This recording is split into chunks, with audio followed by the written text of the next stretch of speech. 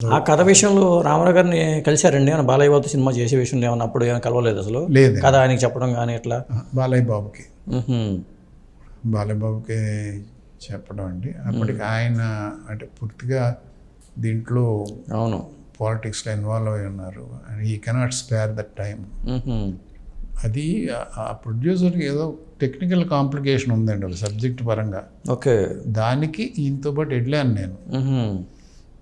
ఆయన అంటే శ్రీరామూర్తి గారి అబ్బాయి అని తెలిసినప్పుడు ఆయనకి మీరు తెలియదు. తెలీదు ఆహా మీరు చెప్పలా అంటే ఆ సందర్భం రాలేదండి. వెళ్ళిన టాపిక్ గురించి మాట్లాడుకున్నాం. ఆయన అప్పటికే 7:30 ఎంతో అయింది ఈవినింగ్. మ్మ్. ఆయనకి పడుకునే టైం అది. ఓకే ఆయనకు ఆవలింతలు వస్తున్నాయి మ్మ్హ్మ్. ఇక చెప్పేసేసి వచ్చేసాం. అది ఫస్ట్ టైం. ఓకే రెండోది ఈ ఓపెనింగ్కి, మ్మ్. మూడోది ఈ సందర్భం సినిమా చూసిన తర్వాత. బాలయ్య బాబు ఎట్లా ఉంటారు సెట్లో బంగారం అండి, బంగారం. మ్మ్. అంటే మనసులో కల్మషం ఉండదు సార్, అదే ఉన్నది అనేస్తాడు. మ్మ్. అది ఎవడన్నా తప్పు చేసినప్పుడే. ఓకే ఎవడి పని వాడు తిన్నంగా చేసుకుంటుంటే ఆయన చాలా హ్యాపీగా చాలా సరదాగా ఉండడానికి ఇష్టపడతాడండి మ్మ్. సెట్లో. స్క్రిప్ట్లో వేలు పెట్టడం కానీ ఇట్లాంటి లేవండి అస్సలు లేవండి. అరే ఆయన ఆ బంగారు బుల్లోడు చూసారంటే కంటిన్యూస్గా 2 రీల్స్లో హీరో కనపడ్డండి. అవును ఏనాడు దాని గురించి ప్రశ్నించడం కానీ ఏమీ లేదు. ఆహా చాలా ఆనందంగా వచ్చేస్తారండి. ప్లస్ ఇంకో పెద్ద ఎగ్జాంపుల్, నేను ఆయన కలిసి డబ్బింగ్ థియేటర్ కానివ్వండి, ప్రొజెక్షన్ థియేటర్ కానివ్వండి, లోపలికి వెళ్తుంటే తను ఆగి వెళ్ళమని తను వచ్చాడు. ఓకే సంస్కారం ఎవడుకుంటుందండి, అవును అది మనం ఆశించాం అలా చేయాలని. మ్మ్. కానీ డైరెక్టరు అని ఒక మర్యాద, విద్య తెలిసిన తను ఏం చేస్తున్నాడో తెలిసిన టెక్నీషియన్ అంటే చాలా గౌరవం ఇస్తాడండి. అవును విషయం తెలియకుండా ఫోజులు కొట్టేవాడంటే టెర్రర్. అసలు అటు ఇటు చూడడం. మ్మ్. తను చిత్రమైన ప్రవర్తన అండి తనది. సెట్లో లేదా బయట కూర్చొని మాట్లాడుకుంటుండగా దూరం నుంచి ఎవరైనా పెద్ద ప్రొడ్యూసర్ వస్తుంటే మొహం ఇలా తిప్పేసుకుంటాడు. మ్మ్హ్మ్. మనం ఏమన్నా ఆయన వస్తున్నాడంటే రాని పర్లేదండి రానివ్వండి. మ్మ్హ్మ్. అదే మామూలు ఆఫీస్ బాయ్ని కూడా చాలా ఆప్యాయంగా పలకరిస్తాడు. ఓకే ఆహా he never bothers about the status of the person. మ్మ్హ్మ్.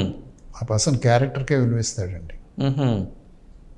అవి అందరిలోని రావండి ఆ లక్షణాలు. ఇప్పుడు పెదరాయిల్లో ఈ కండవా ఇలా వేసుకోవడం కానీ లేకపోతే చుట్టా ఇలా ఎగరేసుకోవడం అవన్నీ ఆయన ఓన్గా అట్లా ప్రాక్టీస్ చేసుకొచ్చి అప్పటికే చాలా సినిమాలు చేశాడండి. చేశారు. అవును ఇది ఎగరేసుకోవడం చేశారు.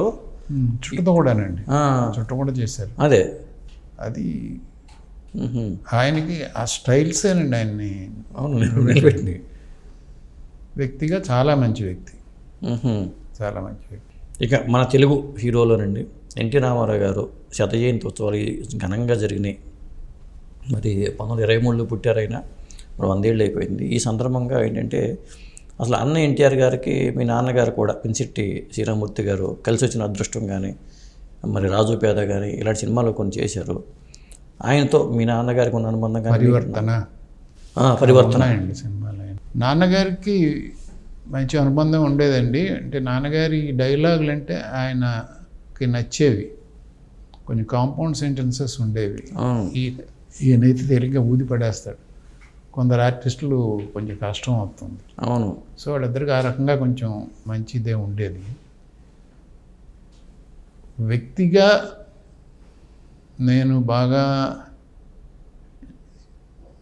గౌరవించేది, ఆశ్చర్యపడేది అన్న ఎన్టీఆర్ గారిని చూసండి. ఎందుకంటే 9 నెలల గ్యాప్లో ఒక పార్టీని స్థాపించడం, అవును, దాన్ని ప్రభుత్వంలో కూర్చోబెట్టడం మామూలు విషయం కాదండి. Impossible, nowhere in the world it happens. వేరే వాళ్ళకి సాధ్యం కాదు.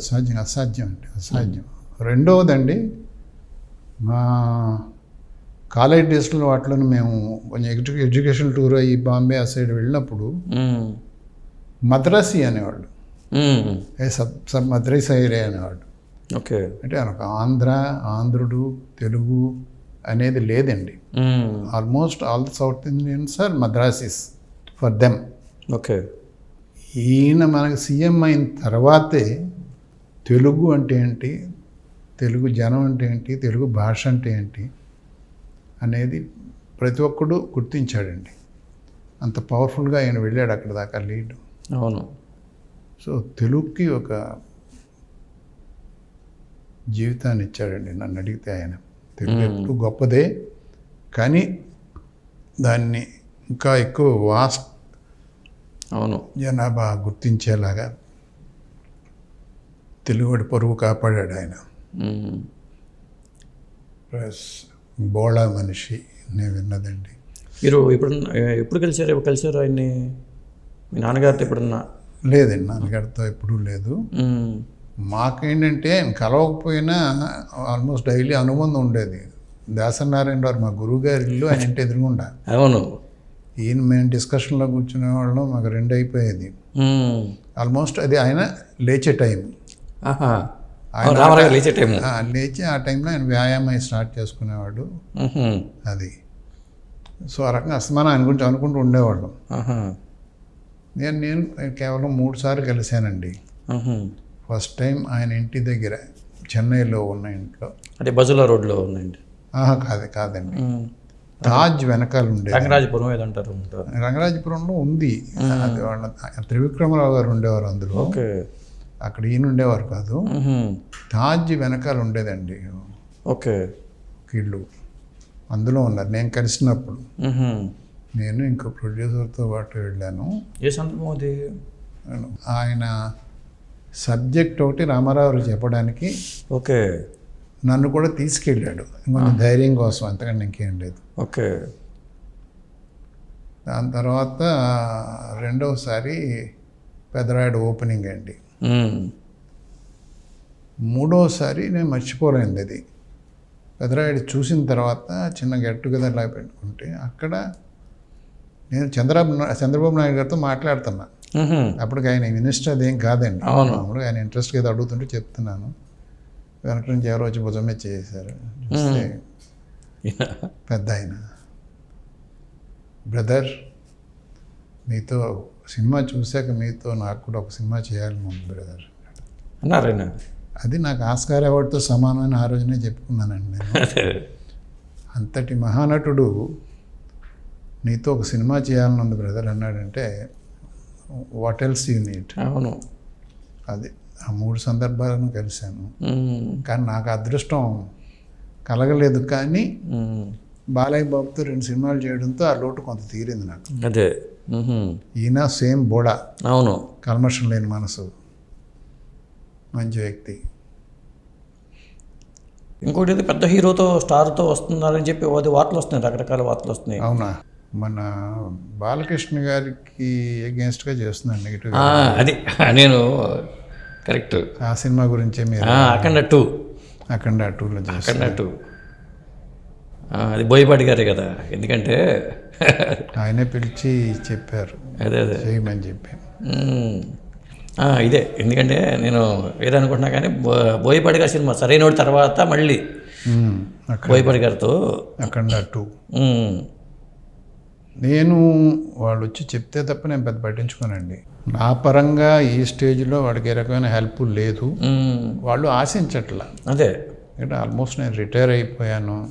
అంటే రిటైర్ అయిపోయినా ఎందుకు అనుకుంటున్నారు మీరు? ఇప్పుడు మీ ఏజ్లో నా అంతటి నేను సెల్ఫ్ ఓకే రిటైర్మెంట్ అండి. అది ఏదో ఒక గోల్ పెట్టుకున్నాను ఈ ఏజ్ వరకు వేసుకొని. పిల్లలు బాగానే చదువుతున్నారు, ఆర్థికంగా కూడా పర్వాలేదు. సడన్గా నాకేమన్నా అయినా రోడ్డున పడరు. ఓకే. నాకు వాతావరణం నేను ఇమ్మడలేకపోతున్నాను. పోను అది ఇంకా ఎక్కువ అవుతుంది. ఓకే. అవసరమా? Good bye. అంటే కొంత స్ట్రైట్ ఫార్వర్డ్ నేచర్ మీతో ఉన్నట్టు ఉంది, ముక్కుసుడితనం మీది ఉండేది. అంటే ప్రిటెన్స్ తెలియదండి, నటించి నేను చేయలేను.